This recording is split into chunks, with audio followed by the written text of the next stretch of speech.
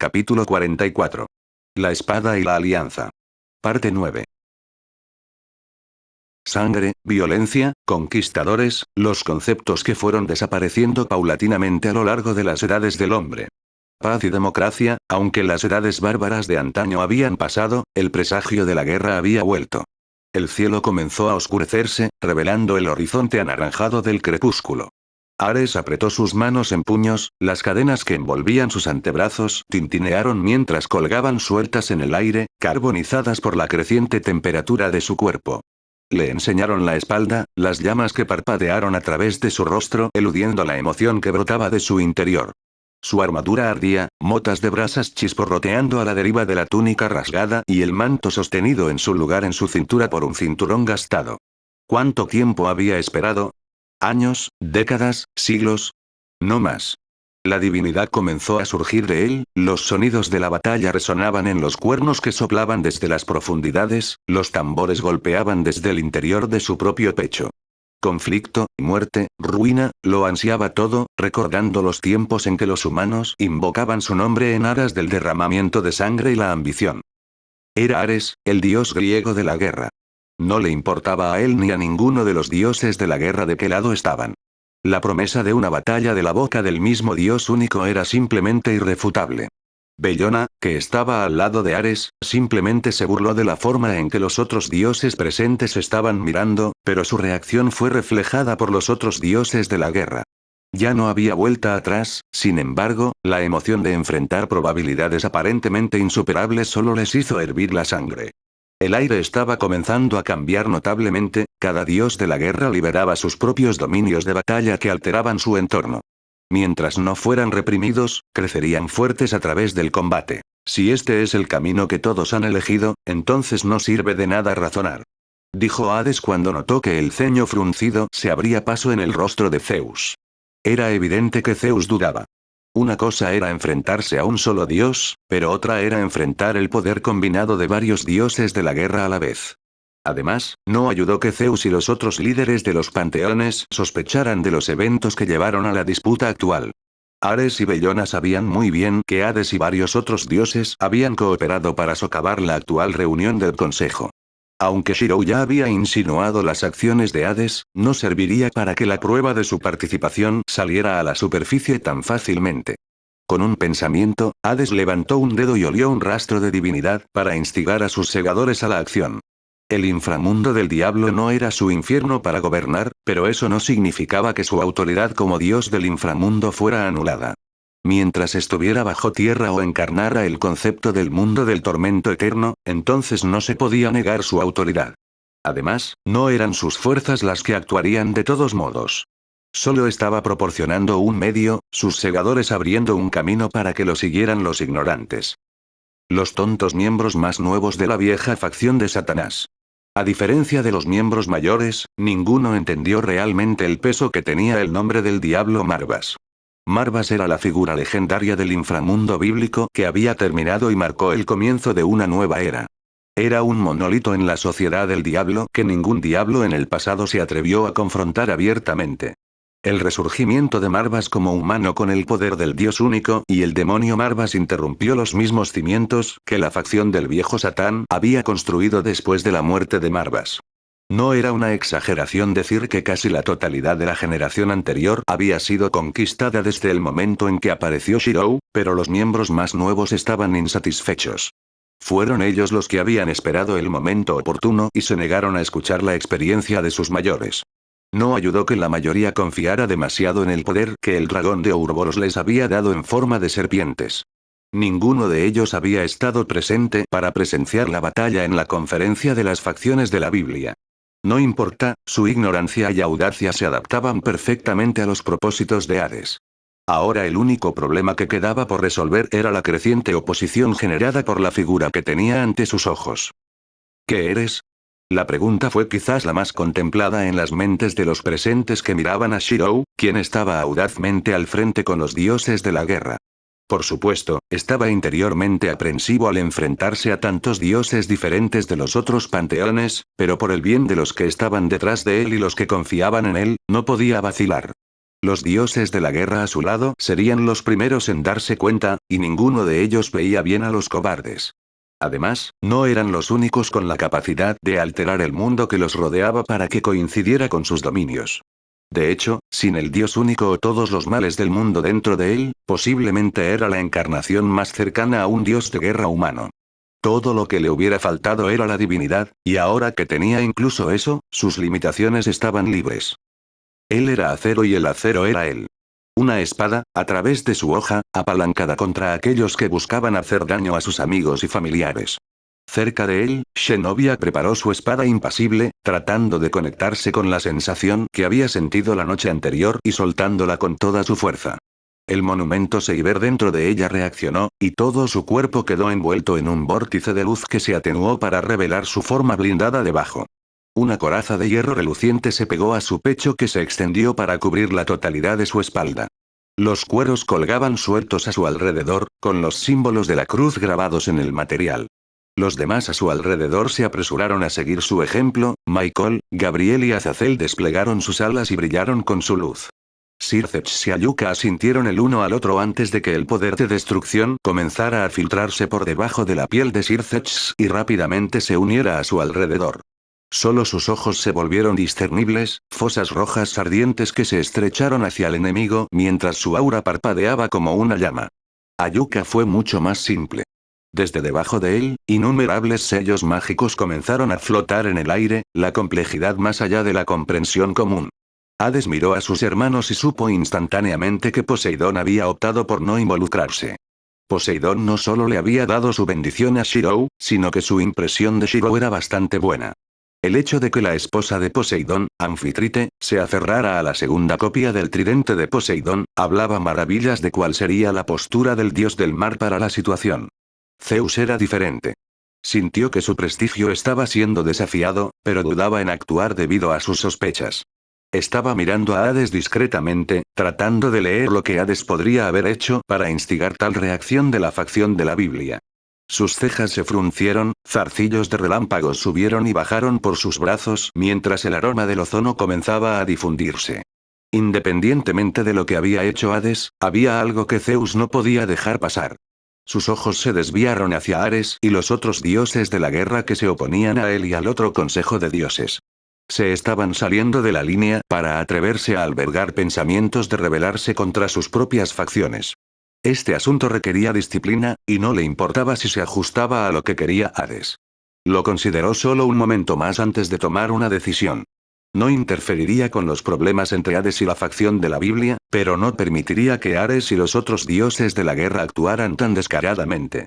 Zeus se puso de pie, su divinidad reuniéndose a su alrededor y haciendo que las nubes de arriba se retorcieran. Se le unieron Ra y los otros líderes de los panteones cuyos propósitos coincidían con los suyos. Reprimirían la revuelta de sus propios dioses de sus respectivos panteones. Hades se sintió tranquilo con este desarrollo y se preparó para la batalla. Ya no era necesario pronunciar palabras. Era solo cuestión de quién actuó primero y cuándo. Con el hecho de que los dioses de la guerra se hicieron más fuertes en una batalla prolongada, no había más remedio que los dioses normales para atacar primero y tomar la iniciativa. Por supuesto, Ares y Bellona ya habían tenido en cuenta este punto durante su discusión con Shirou, quien dijo que él se ocuparía del problema. Ni Ares ni Bellona habían dudado de las palabras de Shirou cuando encarnaba la voluntad del dios único, pero ninguno de ellos podía adivinar lo que Shirou había planeado hacer. Mientras Zeus y los otros dioses preparaban a sus autoridades sobre sus dominios, el resto de los dioses de la guerra miraron al hombre que estaba en el centro de ellos. A diferencia de los dioses de la guerra, cuyos dominios de autoridad residían en su camino de la guerra, los dioses regulares, especialmente los dioses altos, habían establecido dominios en los que gobernaron sin oposición. No hubo necesidad de encender, ya que tenían acceso completo a sus reservas desde el principio. No hace falta decir que la situación era muy desfavorable sin intervención, y Shirou fue esa intervención. Bellona colocó su yelmo de guerra romano sobre su cabeza y miró con anticipación. A diferencia de los otros dioses, ella y Ares sabían a quién se enfrentaban Zeus y los demás. Además, era difícil de explicar, pero había una vaga sensación de familiaridad que podía sentir de Shirou que solo se intensificó después de su encuentro inicial. Era como si él fuera uno de sus propios compañeros dioses de la guerra con la disposición que exudaba y eso le valió su favoritismo. Los otros dioses de la guerra ya no necesitaban ser convencidos para participar. Podían sentirlo. El rugido de un mundo devastado por la guerra resonando con el suyo. Shirou no tenía dudas sobre lo que necesitaba hacer en ese momento. Había demasiado sobre sus hombros para que vacilara. Había dicho que proporcionaría protección a los dioses de la guerra hasta que crecieran lo suficientemente fuertes como para valerse por sí mismos, pero hacerlo contra el poder de los dioses frente a él no era práctico. Incluso el Dios único, a pesar de todas sus fuerzas y medios, no pudo luchar contra el poder de todos los panteones y religiones reunidos combinados sin repercusiones. Y sin embargo, no era el Dios único el que estaba luchando en este momento, era él mismo y sus convicciones, la autoridad combinada de un humano, un dios y un demonio en uno. El poder de tres y la fuerza de la unidad. Si los dioses de la guerra no tuvieran el poder de valerse por sí mismos, entonces simplemente les daría una alternativa. Este era su aspecto como humano. El enorme potencial dentro de él y la raza humana es inconmensurable. Solo como humano, era mediocre según los estándares de los magos de su mundo. No era más que un tonto de tercera categoría como para renunciar a sus 27 circuitos mágicos a favor de convertir sus nervios en conductores mágicos improvisados, sufriendo así mucho más dolor del que nadie debería haber podido manejar. Sin embargo, lo había superado. Fue una muestra de su tenacidad, sus ideales y la falta de cuidado de su propio ser. Mientras pudiera ayudar a los demás, lo que le sucediera era irrelevante. Al final, desarrolló una magia diferente a todo lo visto antes. Soy el hueso de mi espada. Fabricaría armas. Muchos de ellos. Incluso si no podía hacerlo antes, ya no estaba solo. Con la divinidad y los recuerdos del Dios único, podría recrearlos. Todos a la vez. El poder de un dios no solo provenía de la autoridad de uno, sino de los medios en los que se ejercía esa autoridad. Así como Poseidón, Zeus y Hades poseían sus armas únicas, esas armas albergaban su propia forma de autoridad. Lo que significaba decir que las armas podían decidir el resultado mismo de una batalla.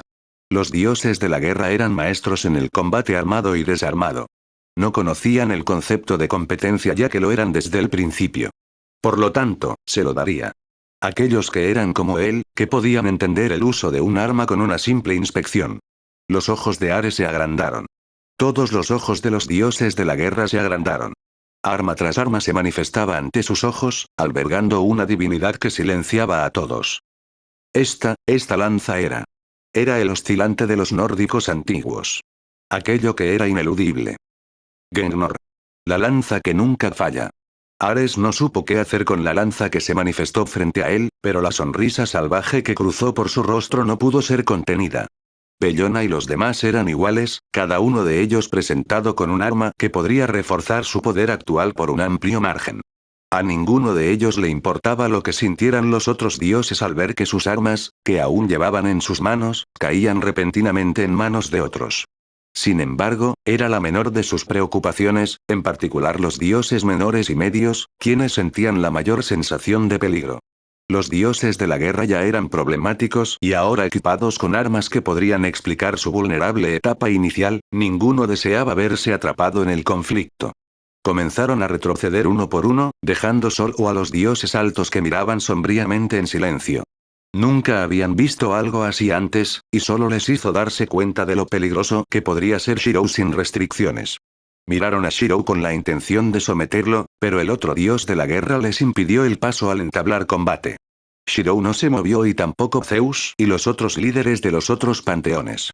No era su turno de actuar todavía y muchos de ellos todavía estaban en un estado de incredulidad.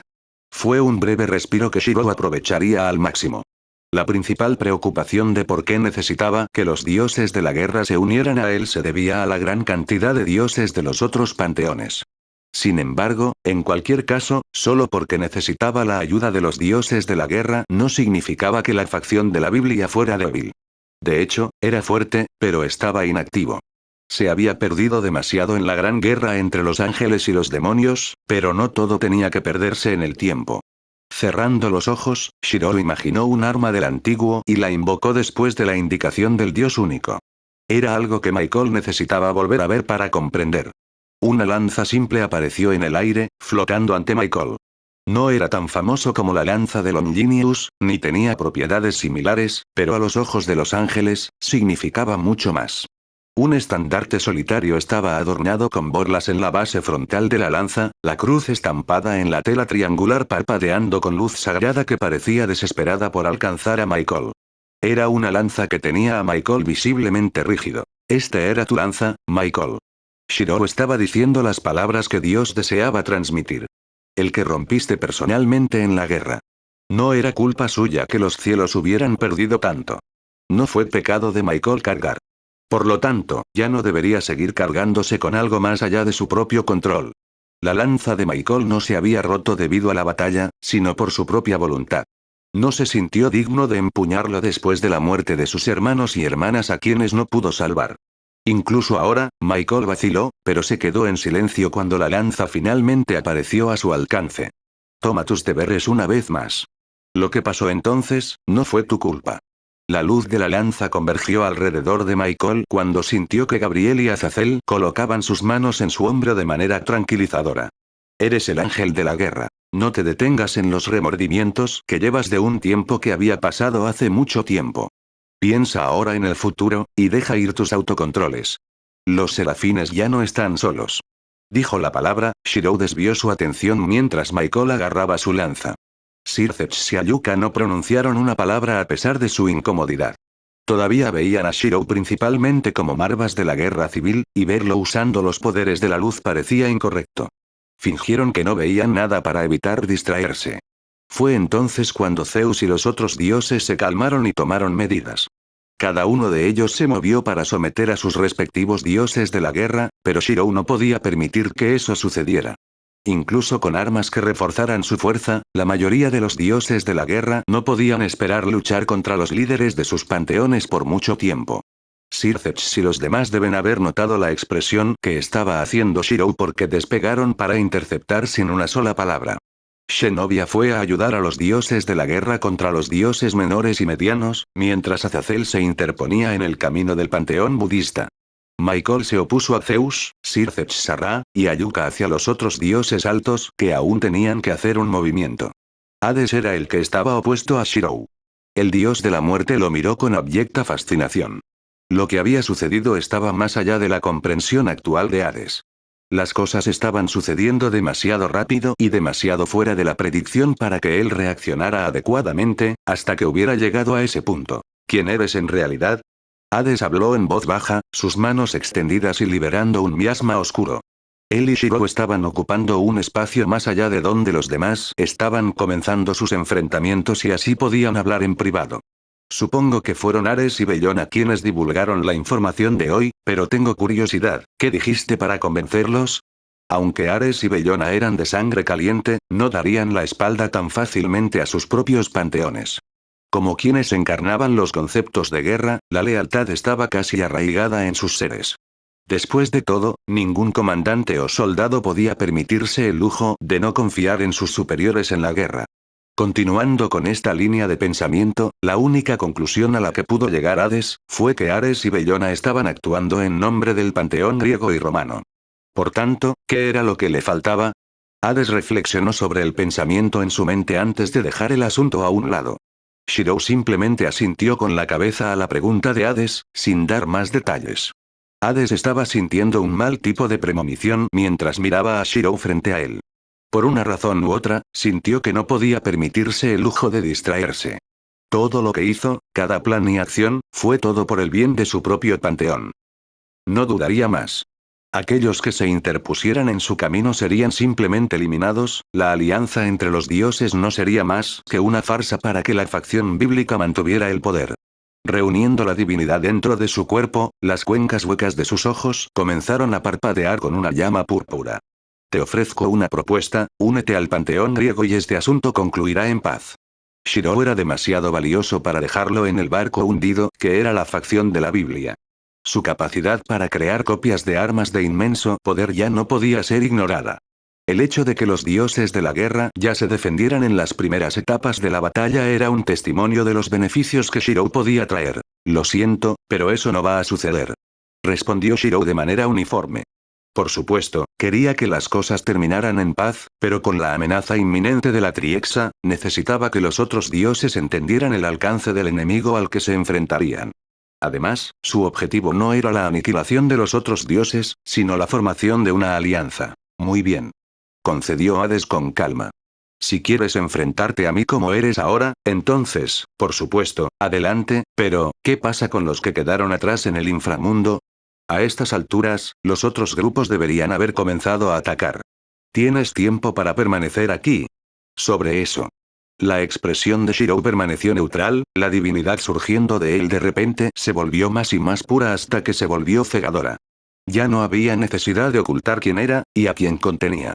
Esto ya no era una competencia, sino una confrontación abierta. ¿Quién dijo que los preparativos no estaban ya hechos? Hades no esperó más, y una ola de neblina negra se extendió hacia adelante mientras las palomas de éter comenzaban a elevarse, bailando a través de la suave brisa de un campo de batalla. Caminar en tinieblas y no temer ningún mal. La fe de uno como escudo. Así fue la voluntad del Señor. La bruma fue rechazada con seguridad, una pancarta emergiendo de las sombras. Koneko podía sentir que algo andaba mal, y la estaba poniendo ansiosa cuando consideró las palabras que Shirou le había dado momentos antes. Él le dijo que se dirigiera hacia la estatua en las tierras de Marvas si algo salía mal. Sus orejas de gato comenzaron a temblar. Desde que había llegado a un acuerdo consigo misma sobre su herencia, y lo que Kuroka había hecho por ella, descubrió que su aversión a su transformación Nekomata había desaparecido. En su forma de gato, sus sentidos se intensificaron aún más, y tenía una afinidad distinta con una forma de poder de la naturaleza llamada Senjutsu. Su sensibilidad hacia su entorno y sus instintos primarios la mantenían nerviosa. El hecho de que Kuroka hubiera ido tan lejos para secuestrarla para mantenerla a salvo, hablaba mucho del peligro que puede ocurrir en la reunión del joven diablo. Issei y los demás parecían completamente ignorantes de todo, pero tampoco deseaba hacerlos entrar en pánico. ¿Estás segura de que estás bien? Rías habló con Koneko por séptima vez, con una mano colocada en la frente de Koneko. Koneko frunció el ceño y apartó la mano de Rías de ella. Ella no estaba enferma, ni Kuroka le hizo nada malo. Estoy bien. Repitió algo incrédula. Ella estaba bien hace un minuto, y por lo tanto, todavía estaría bien un minuto después. Rías retiró su mano, pero todavía se negaba a dejar a Koneko fuera de vista. En el tiempo que Koneko había sido secuestrada, ella y todos los de su nobleza no se detuvieron ante nada para buscarla sin resultados. Que Koneko regresara repentinamente como si acabara de venir de un viaje de vacaciones en lugar de ser capturada por un enemigo, era difícil de creer. Se sospechaba que se había usado magia, pero no había ningún signo de manipulación. Para todos los efectos, Koneko estaba bien. Sin embargo, eso no impidió que Rías y todos los demás se preocuparan. Koneko no dijo nada, ya que hablaba bastante suavemente como individuo, pero apreciaba su calidez y gestos. Por eso no podía permitir que se pusieran en peligro mientras ella permanecía a salvo con su hermana mayor. Enderezó las arrugas que se habían formado en su atuendo y trató de actuar de la manera más natural posible para aliviar las preocupaciones de sus amigos, pero solo tuvo el efecto contrario. Rías y la mayor parte de su nobleza conocían las circunstancias de Koneko con respecto a Kuroka. ¿Cómo no estar confundidos de que Koneko estuviera feliz, en lugar de estar sometida por lo que había sucedido? No obstante, todo estaba bien mientras Koneko estuviera a salvo.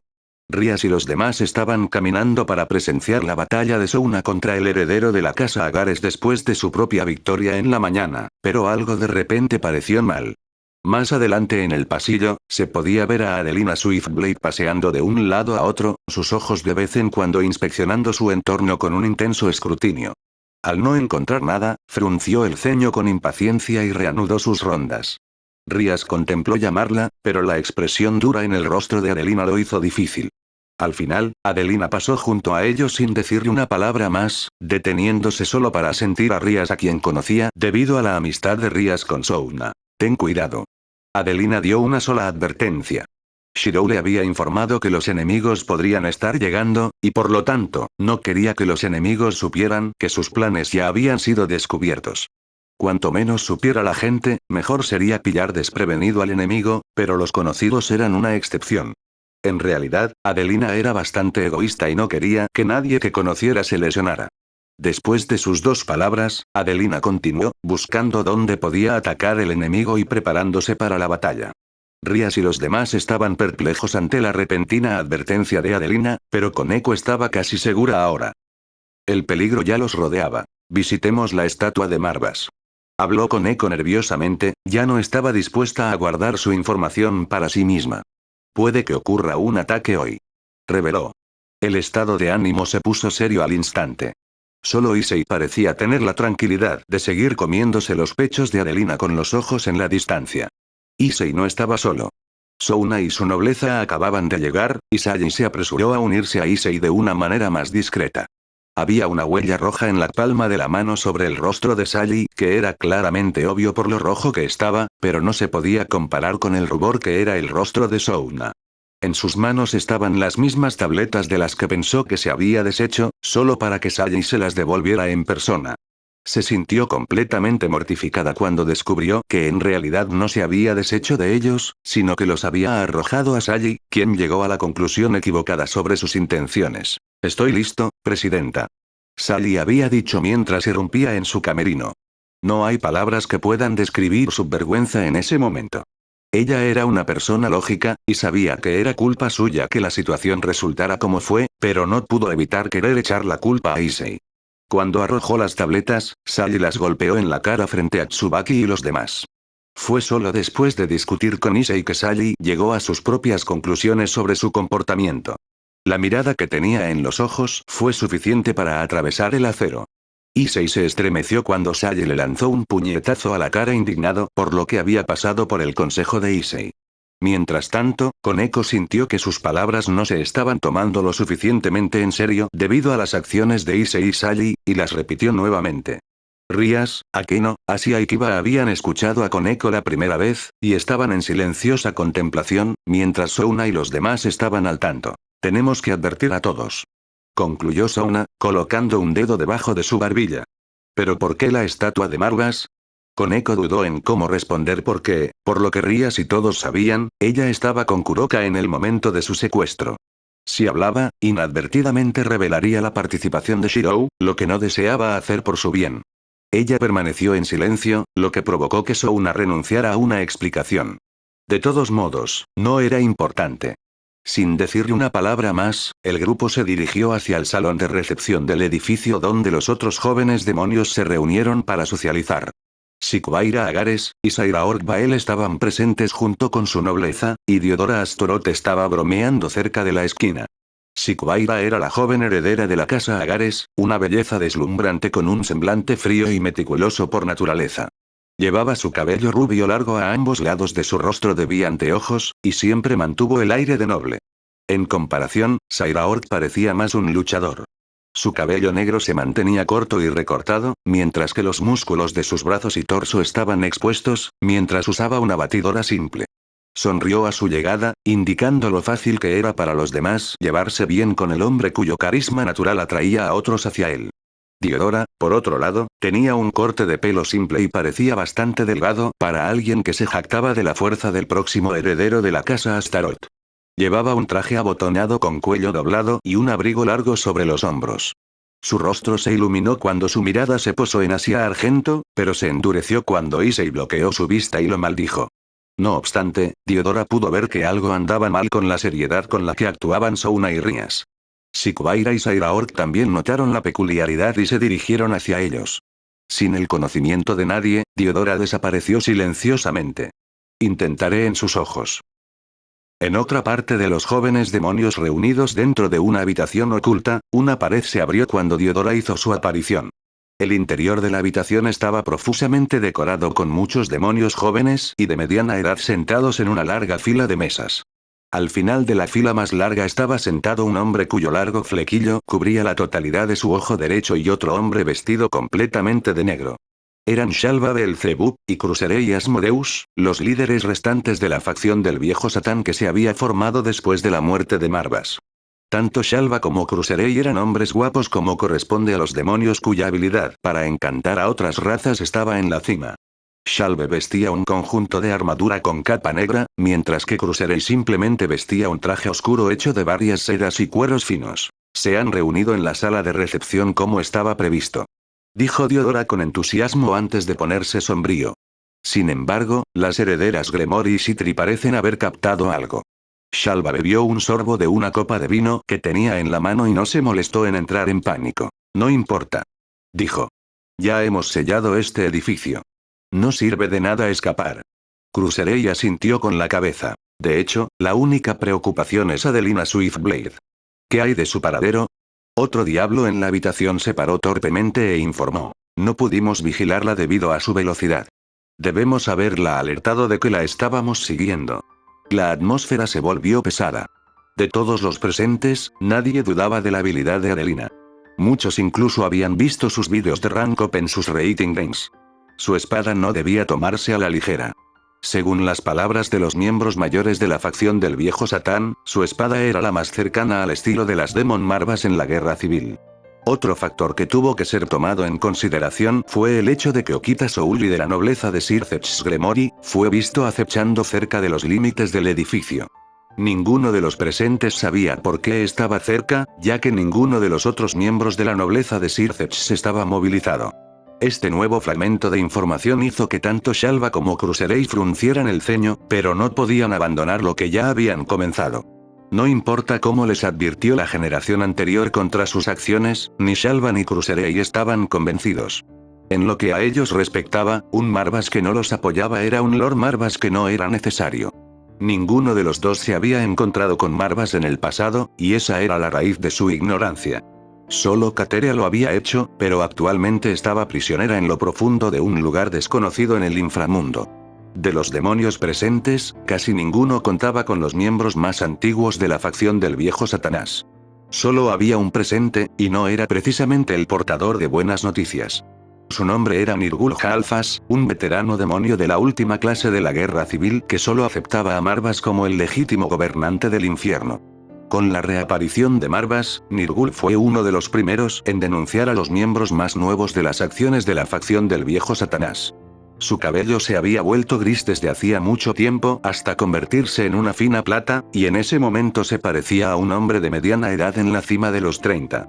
Llevaba un abrigo largo entallado y estaba apoyado en la pared, pensativo. La razón por la que se le permitió entrar a la reunión fue porque había ayudado a ser el mentor de Crucerei, Shalva y Kateria, cuando los tres eran más jóvenes. Simplemente no podía soportar ver a los jóvenes herederos que había criado tirar sus vidas, pero incluso él tenía un límite a su paciencia. Se quedó callado mientras los demás continuaban discutiendo qué hacer hasta que finalmente se decidió que dejarían a un lado un pequeño contingente de demonios para detener tanto a Adelina, como a Okita Souli cuando comenzara el ataque. Nirgul se burló. Le habían pedido que ayudara a derrotar a Adelina, pero se negó de inmediato. No entiendes el poder con el que estás lidiando. Nirgul habló en voz baja, pero con fuerza, casi como si estuviera reviviendo un recuerdo. Miró a los miembros más jóvenes de la vieja facción de Satanás que se oponían a él con una inquietante neutralidad que hizo que Diodora se tambaleara debido a la intensidad. Somos demonios, incomparables al poder de nuestros antepasados, la verdadera nobleza. Nosotros, que solo tenemos fragmentos de linajes legendarios, no podemos esperar compararnos con una fuerza que obliga a nuestros propios seres a inclinarse en reverencia. Shalva arqueó una ceja. ¿Hablas de los rumores de Marvas? ¿Esperas que creamos eso sin verlo? Nirgul negó con la cabeza. No importa cómo la generación anterior trató de explicarle a la nueva, simplemente no escucharía de todos modos. Como tal, solo les daría una advertencia final. Reconsidere sus acciones, antes de que sea demasiado tarde. Aconsejó. Ya es demasiado tarde. Dijo Crucerei abruptamente, encogiéndose de hombros. No sirve de nada disuadirnos. No es como si Lord Marvas estuviera cerca. La boca de Nirgul se adelgazó con el ceño fruncido. No hables a la ligera de su nombre. Él es el hombre al que yo y muchos demonios de generaciones anteriores hemos jurado lealtad. Es él quien conducirá al inframundo a la grandeza.